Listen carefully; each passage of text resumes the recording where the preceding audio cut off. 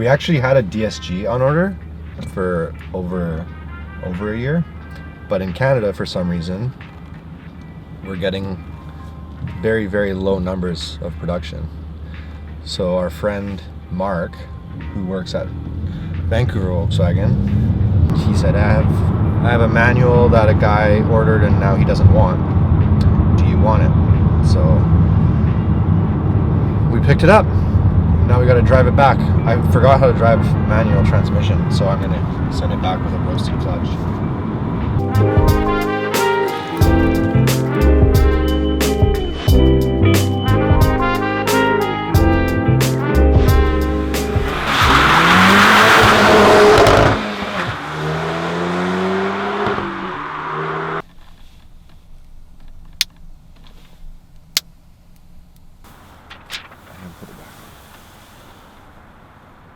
I just put a bunch of fingerprints on the back and then stuck it back on. Reese wanted to get a baseline draggy on the Golf R, but since he refuses to drive the cars on public streets, which is for good reason, we came all the way out to Mission, the track's closed, just so that we could drive this down the track and see how fast it goes. Because everyone's using draggy to like compare times. It's not just dynos anymore, right?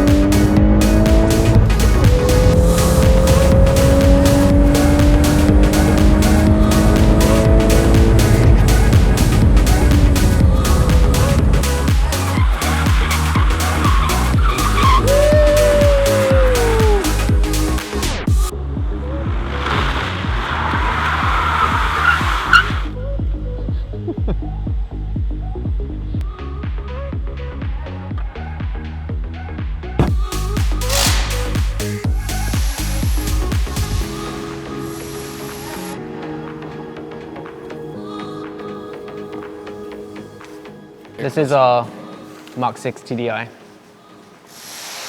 that we actually bought to develop our TuneZilla light tool. We're going to revisit some stuff, so we're going to throw this on a dyno, do a baseline, 153,000 kilometers on it, so totally stock. I don't think it's ever had any major service. I doubt it's ever been carbon cleaned.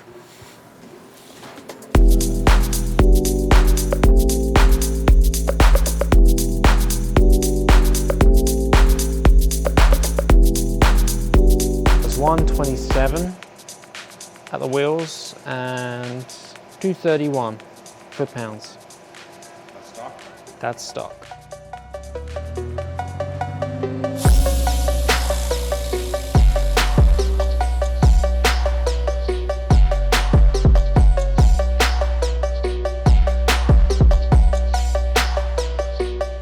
I just finished installing this Malone Tuning Stage 4 kit on this MK6 Golf TDI.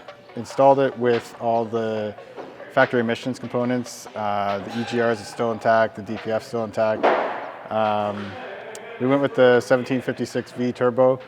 It's the smallest option of the 3 turbos for the Stage 4 configuration. So leaving all that emission stuff installed, we're going to get it back on the dyno and see what kind of power it makes. Yeah.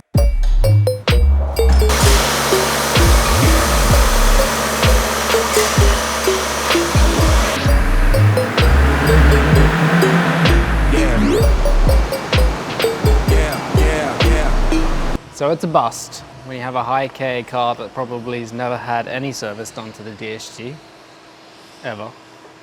We actually just bought this car for a tool development program and we just threw on the Stage 4 kit for fun, I guess. Let's pull up the dyno graph, let's show you what's happening.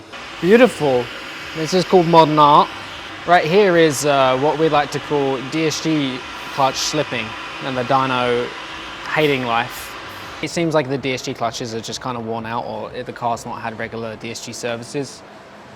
So when we start boosted it with a bigger turbo, basically the clutches just start slipping and it starts making those squiggly lines, and the dyno freaks out because it doesn't know what's happening. Now we burn it, right? Now we burn it? Yeah, kidding.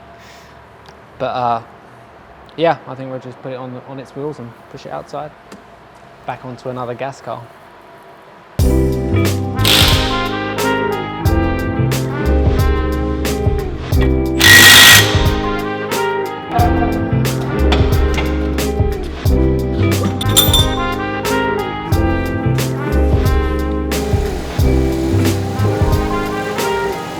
So this is Brian's car, another 1.8 wagon. So yeah, we got Brian's car in. We finished at Alex's car. We ended up making 308 and 339 foot-pounds of torque, and that was on pump gas with the Gulf R injectors and a 2-litre high-pressure fuel pump. That was pretty much it. Everything else was stock in the car, so pretty good numbers for our gas. Brian went a different route. He's basically carbon copied our car.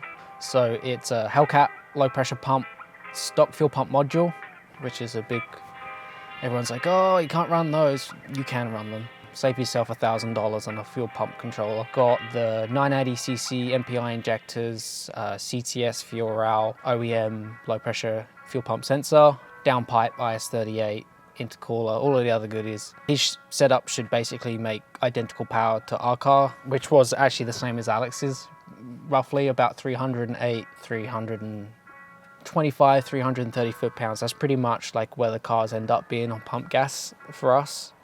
But with Brian's car, we're actually going to do an ethanol file, and that be on a switchable maps, like map 1 low boost pump gas, map 2 would be high boost pump gas, and then map 3 is E40. We may, I'm not 100% sure yet, be able to get the flex fuel working.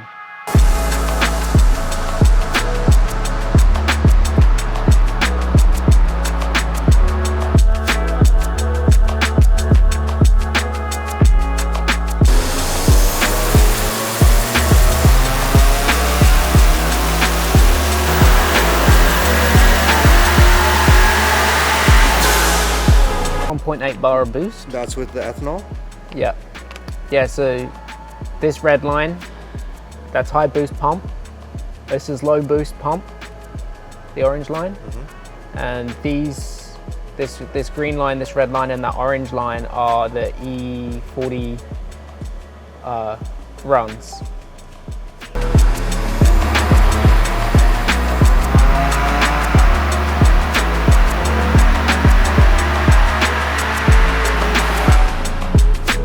Well, this is not the final number, but so far we're making 345 horsepower at the wheels, and then 352 foot-pounds at the wheels. It's linked to my account, so for the customer, they'll have their account, so each time they download a file, either from Instatune or from the tickets, it'll automatically pop up in FCL Lite app.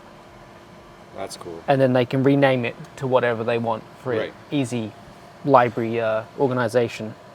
It has 3 maps in this file, and that's all changeable via doing a little pedal dance. I can show you once I flash this thing. Yeah. So foot on the brake, and then wide open throttle. So like accelerator pedal all the way down, hold it, and then you can cycle through the maps. I'm just tapping the gas pedal. So like foot still on the brake. So like that's map 1, 1000 RPM. Yeah. Map 2, 2000 RPM. And then map 3, 3000 RPM. And then to save that map or select that map, you just dab the brake and then you can start the car. That's cool. Pretty sick, huh? Yeah. No more flashing files for when you want a different tune-up. Yeah, that's neat. You should be pretty stoked about that, I think. That's pretty much it, right? Yeah.